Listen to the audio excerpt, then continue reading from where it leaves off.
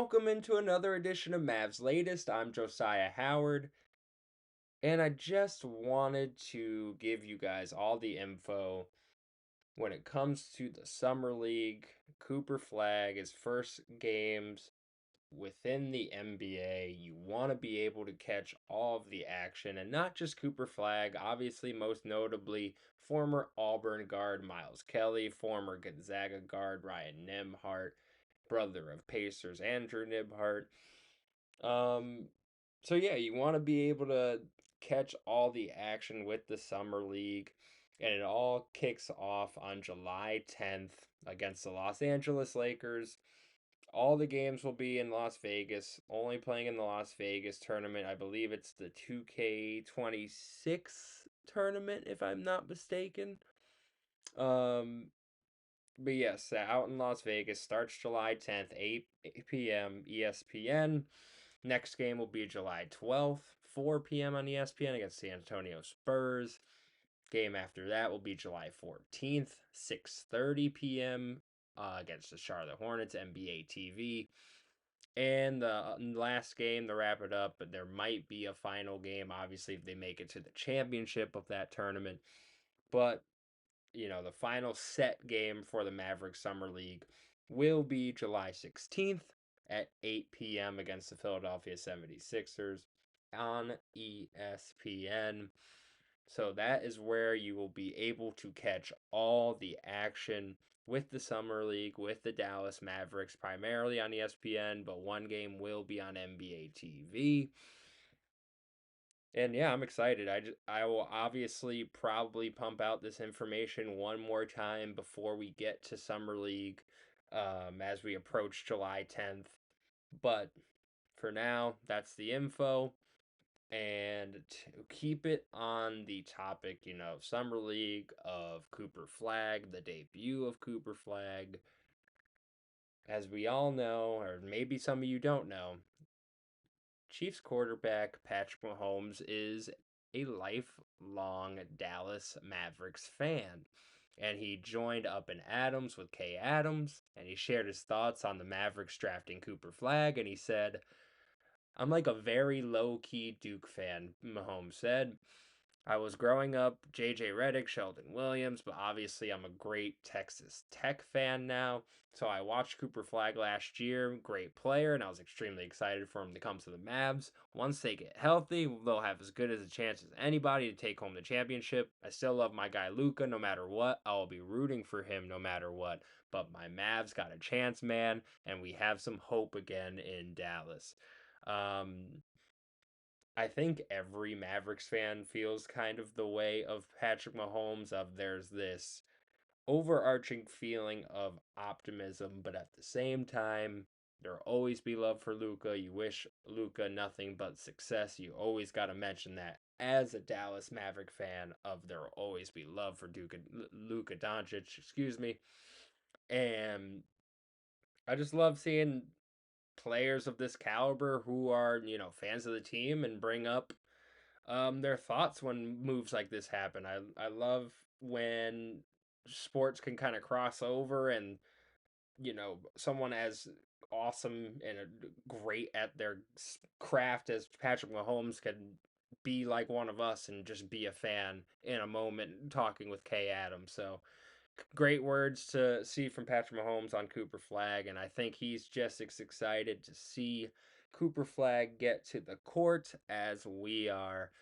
But one thing I wanted to mention, obviously, a lot of people in the Texas area dealing with the flooding going on, and just wanted to shout out all the Texas teams for throwing out a donation towards the flooding relief. And the NBA and the Players Association had a joint statement, and they said the NBA family is heartbroken by the loss of life and the devastation caused by the flooding across the Texas Hill County. Our thoughts are with all those affected by this tragedy, and we extend our deepest gratitude to the heroic first responders and volunteers. Amid so much sorrow, we are inspired by the strength of the Texas community as it comes together during this incredibly difficult time. In that spirit, the NBA, the NBA PA, the Dallas Mavericks, Houston Rockets, and San Antonio Spurs are joining together to provide more than a $2 million donation to support immediate and long-term relief to those most impacted.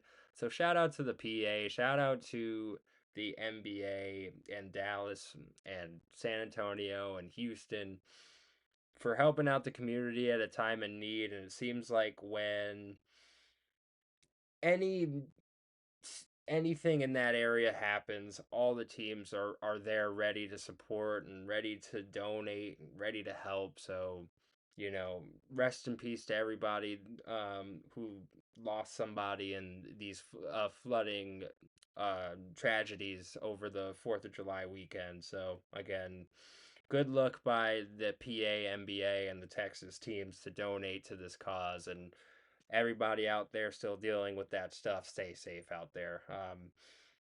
So yeah, again, shout out to all of them. Also, the Dallas Cowboys and the Houston Texans also donating 500 million or 500,000 each. The Houston Astros and the Texas Rangers also donating a million each to the cause also. So if you can donate out there, please do.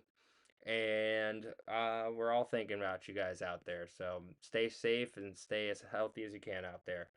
But to wrap up Mavs latest today with a little Mavs chatter, um, Kyrie and D'Angelo Russell have signed their deals officially. So Kyrie is signing a 3-year, $119 million deal, as we've talked about.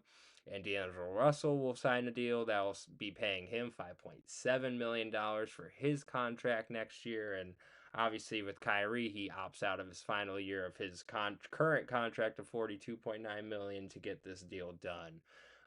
So yeah, just wanted to update everybody that Kyrie and D'Angelo Russell are officially signed. They are with the Dallas Mavericks for D'Angelo, probably the short term, but Kyrie definitely the long term. But to wrap up, Mavs latest today, I saw this interesting trade proposal. Now, before I say it, I don't like it. I'm gonna say right now, I don't like it. I don't think you're gonna like it either. But it's not because of the player we're getting back, and here's why. So here's the trade. Rohan Rahman of the Atlanta Hawks SI Sports Illustrated proposed a 3-team deal that involved the Hawks, the Mavericks, and San Antonio Spurs, and it goes as follows. Hawks receive Caleb Martin. Spurs receive Clay Thompson, PJ Washington, a 2030 second round pick from Dallas, a 31 first round pick from Dallas, top 8 protected, and a 32 second round pick from Dallas. And Mavericks would get De'Aaron Fox and a first round pick, top 5 protected from Atlanta. First of all, I don't think San Antonio would move De'Aaron Fox. They just traded for him. It makes no sense. So, first of all, just putting that out there, I don't think De'Aaron Fox is really out there for trade. And then, second of all, I wouldn't want to get De'Aaron Fox because him and Kyrie would kind of mesh. They both need the ball. De'Aaron's definitely a better defender than Kyrie, but they kind of play the same position. They kind of do a lot of the same things. So, I know Rohan is just trying to add some more star power to the Mavericks here in this case and possibly move off a couple deals in Clay and PJ that, Clay is a little bit aging. PJ, with the front court backfill might be a contract that is movable. So we'll wait and see on any more moves the Mavericks may make, but I don't think this one, including moving Clay Thompson to the Spurs and receiving De'Aaron Fox, is necessarily one that will actually get done in reality. I don't see it. This trade doesn't really make sense, add up, or really look like a trade that could actually happen in reality. So fun thought exercise. De'Aaron Fox on the Mavericks would be fun, but I just don't think it fits. It's not a need they have at this point, and it really would just be trying to get another name on the roster. So this has been Mavs Latest. I'm Josyah Howard. Please leave any comments down below. Please subscribe. Let's get it, yo.